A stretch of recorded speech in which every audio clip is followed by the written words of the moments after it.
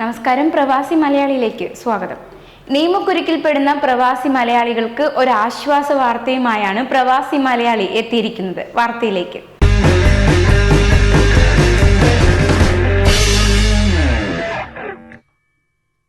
സൗജന്യ നിയമസഹായം എത്തിക്കുന്നതിനുള്ള പദ്ധതി ഒമാനിൽ പ്രവർത്തനം ആരംഭിച്ചു. ജോലി സംബന്ധമായി വിദേശ മലയാളികൾ നേരിടുന്ന ബുദ്ധിമുട്ടുകൾക്ക് ഇതുവഴി നിയമസഹായം കിട്ടും എന്നാണ് പുറത്തുവരുന്ന റിപ്പോർട്ടുകൾ സൂചിപ്പിക്കുന്നത്.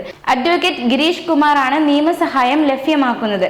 അദ്ദേഹം നോർക്ക റൂട്ട്സിന് കീഴിലുള്ള നിയമസഹായ സെല്ലിന്റെ ഒമാനിലെ ലീഗൽ കൺസൾട്ടന്റ് ആണ്.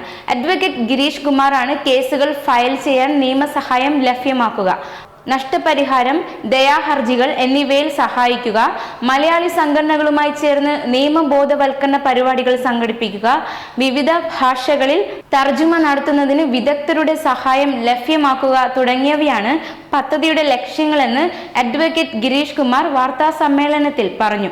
തങ്ങളുടേതല്ലാത്ത കുറ്റങ്ങൾക്കും ചെറിയ കുറ്റകൃത്യങ്ങൾക്കും വിദേശ ജയിലുകളിൽ കഴിയുന്ന പ്രവാസി മലയാളികൾക്ക് പദ്ധതി വഴി സഹായം കിട്ടും. പ്രാഥമിക നിയമസഹായത്തിനുള്ള ചെലവുകളാണ് സംസ്ഥാന സർക്കാർ വഹിക്കുക. ഇന്ത്യൻ പാസ്പോർട്ടും സാധുവായ തൊഴിൽ വിസയോ സന്ദർശക വിസയോ ഉള്ള മലയാളികൾക്കോ അല്ലെങ്കിൽ തടവ് അനുഭവിക്കുകയോ ബുദ്ധിമുട്ട് അനുഭവിക്കുകയോ ചെയ്യുന്നയാളുടെ ബന്ധുക്കൾ, സുഹൃത്തുക്കൾക്കോ സഹായം തേടാൻ കഴിയും. പ്രവാസി ക്ഷേമനിധി board director PM Jabir, Kabir, Yusuf എന്നിവരും വാർത്താ സമ്മേളനത്തിൽ പങ്കെടുത്തിരുന്നു. കൂടുതൽ പ്രവാസി വാർത്തകൾക്കായി ഈ ചാനൽ സബ്സ്ക്രൈബ് ചെയ്യുക.